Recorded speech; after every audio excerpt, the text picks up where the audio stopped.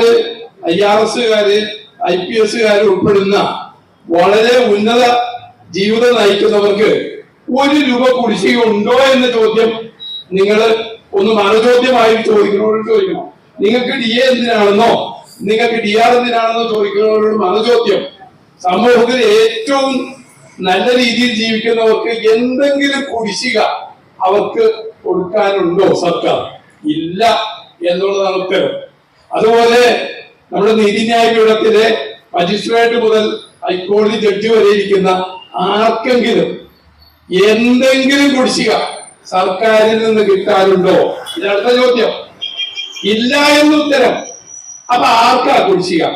പാവങ്ങളായ നമുക്ക്. അപ്പൊ പാവങ്ങൾക്ക് കുടിശ്ശിക വരുത്തിയാലും അവരൊന്നും ചെയ്യില്ല, അല്ലെങ്കിൽ അവര് അത്ര വലിയ സ്വാധീന ശക്തിയല്ല എന്ന് ധരിക്കുന്നിടത്താണ് തെറ്റ്. ഏറ്റവും വലിയ ജനസമൂഹമാണ് ഈ പറയുന്ന സർക്കാർ ജോലിക്കാരുടെ പെൻഷൻകാരുടെ വിഭാഗം. ഏകദേശം 10 ലക്ഷം കുടുംബങ്ങളുടെ ഉപജീവനം നടക്കുന്ന സ്ഥലമാണ്. അപ്പൊ അത് ഒരു വലിയ വിഭാഗം തന്നെയാണ്. സർക്കാർ ആ കാര്യം മനസ്സിലാക്കണം. പിന്നെ